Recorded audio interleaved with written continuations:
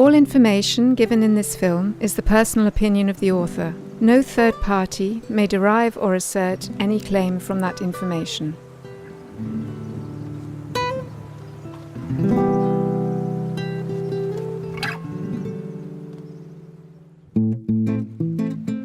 The next day we try again, but this time we are well prepared. We arrive early and have already bought a ticket for the crossing. We wonder how the boat is going to leave the port.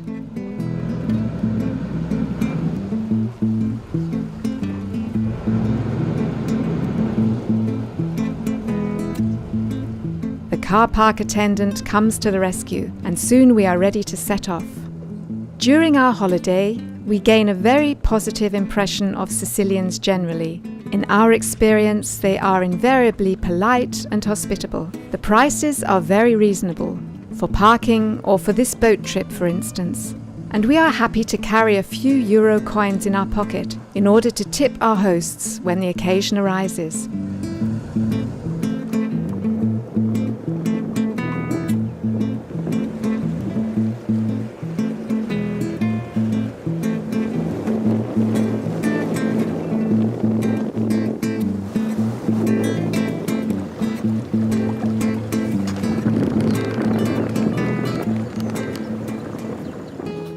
Arriving on the island, we are delighted by the abundance of Mediterranean flora and the warmth of the sunlight. A comprehensive tour of the remains of the Phoenician town of Murcia, founded in the 8th century, takes about 2 hours. There is always the option of shortening the tour by leaving some of the sites out.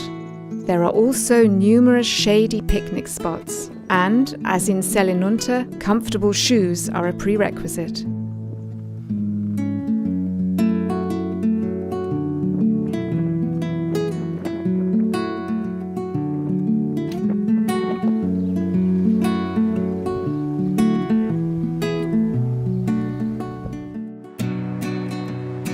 Today we decide to take the speedboat to the island of Favignana. This is not a pleasure boat, but a fast means of transport to ensure that travellers can get to and from the islands all year round. We aren't quite sure what will await us in Favignana, but we fancy taking the boat trip anyway.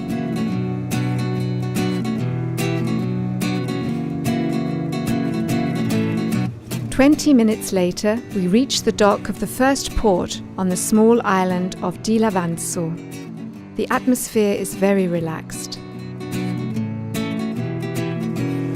From there, it only takes a further 10 minutes to reach the port of Favignana. In the summer, the residents of Favignana devote themselves completely to the tourist trade. There are many activities on offer, including swimming, diving, and cycling. In March, however, it is quiet. We take a brief look around and catch the next ferry back to Trapani an hour later. Arriving back earlier than expected in Trapani, we have the time and leisure to explore the old part of the town. It is a very relaxing end to the day.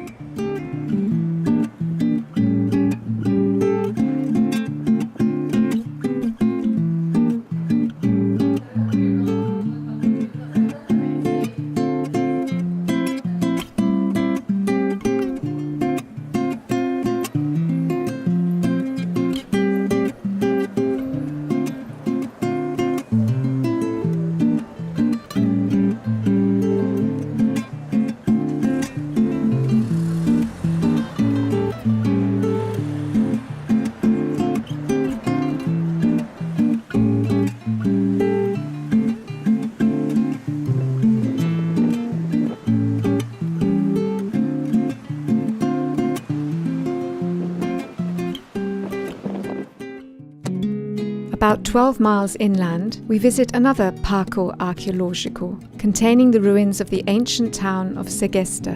The Doric temple and the Greek theatre are the highlights of the tour. Many legends of deception and fraud surround the history of the temple, which was never completed.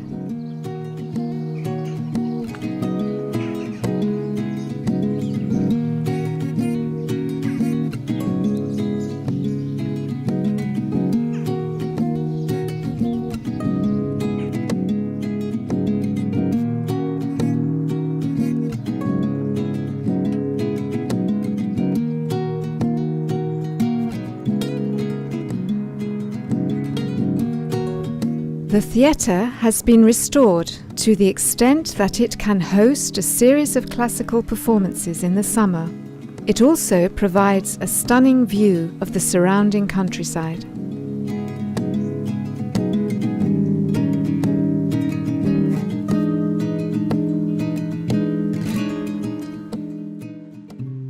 The review of our week's holiday is extremely positive.